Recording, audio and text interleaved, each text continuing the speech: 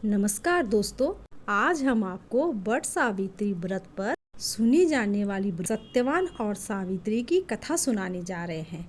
इससे पहले आप मेरे चैनल को सब्सक्राइब कर दीजिए और बेल आइकन को दबा दीजिए ताकि मेरे जितने भी नए वीडियो हो आपके पास तुरंत पहुंच सके। और वीडियो को लाइक कर दीजिए। माता सावित्री की कृपा आप पर बनी रहेगी। चलिए अब कथा शुरू करते हैं। भद्र देश के एक राजा थे जिनका नाम अश्वपति था।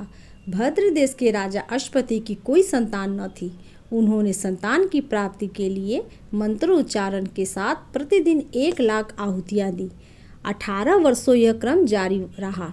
इसके बाद सावित्री देवी ने प्रकट होकर वर दिया कि राजन, तुझे एक तेजस्वी कन्या पैदा होगी। सावित्री देवी की कृपा से जन्म लेने के कारण कन्या का नाम सावित्री रखा गया।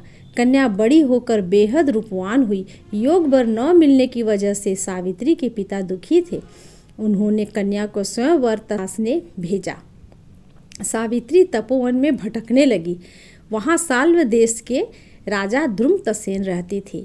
क्योंकि उनका राज्य किसी ने छीन लिया था, उनके पुत्र सतवान को देखकर सावित्री ने पति के रूप में उनका वरण किया। ऋषिराज नारद को जब यह बात पता चली तो वह राजा अश्वपति के पास पहुँचे और कहा कि हे राजन, ये क्या कर रहे हैं आप? सत्यवान गुणवान है, धर्मात्मा है और बलवान भी है, पर उसकी आयु बहुत छोटी है। वह अल्पायु है। 1 वर्ष के बाद ही उनकी मृत्यु हो जाएगी।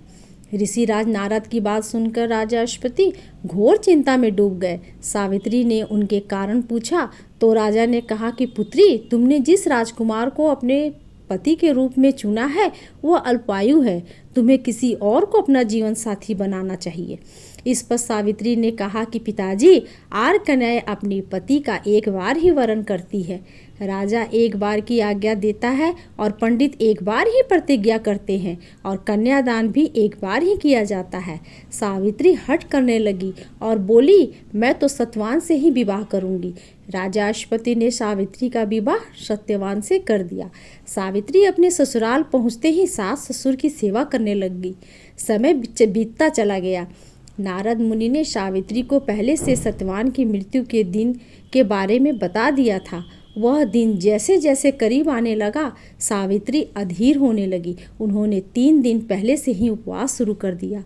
नारद मुनि द्वारा कथित निश्चित तिथि पर पितरों का पूजन किया। हर दिन की तरह सत्यवान उस दिन भी लकड़ी काटने जंगल चले गए। सावित्री भी उसके साथ गई। जंगल में पहुंचकर सत्यवान लकड़ी काटने के लिए एक पेड़ पर चढ़ गए।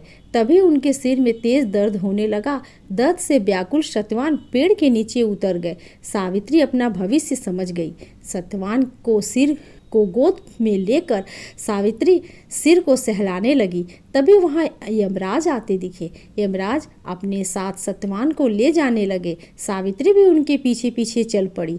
यमराज ने सावित्री को समझाने की कोशिश की कि यह विधि का विधान है, लेकिन सावित्री नहीं मानी। सावित्री की निष्ठा और पतिपरायणता को देखकर यमराज ने सावित्री से कहा कि हे देवी, तुम धन्य हो, तुम मुझसे कोई वरदान मांगो।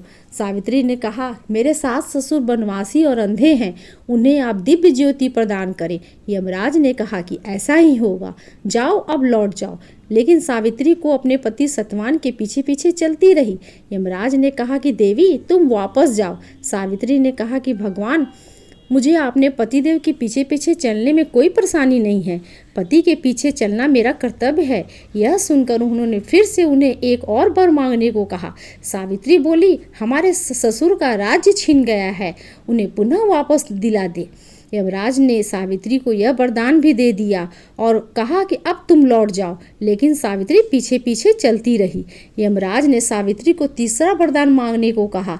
इस पर सावित्री ने 100 संतान और सौभाग्य का वरदान मांगा। यमराज ने इसका वरदान भी सावित्री को दे दिया। सावित्री ने यमराज से कहा कि हे प्रभु, मैं एक पतिव्रता पत्नी हूँ और आपने मुझे पुत्रवती होने का आशीर्वाद दिया है। यह सुनकर यमराज को सत्यवान के प्राण छोड़ने पड़े। यमराज अंतर्ध्यान हो गए और सावित्री उसी वट के पास आ गई जहां उसके पति का मृत शरीर पड़ा था।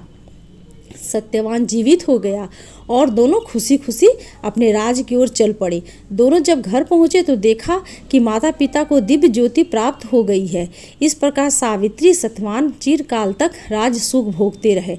अतः पतिव्रता सावित्री के रूप ही प्रथम अपने सास ससुर का उचित पूजन करने के साथ ही अन्य विधियों को प्रारंभ करें। वट सावित्री व्रत करने और इस कथा को सुनने से उपवासक के वैवाहिक जीवन या जीवन साथी की आयु पर किसी प्रकार का कोई संकट आया हो तो वो भी टल जाता है। दोस्तों, यह थी वट सावित्री की कथा, जिसे कहने और सुनने से विवाहित स्त्री के जीवन की सारे दुख दूर होते हैं और पति को लंबी आयु मिलती है।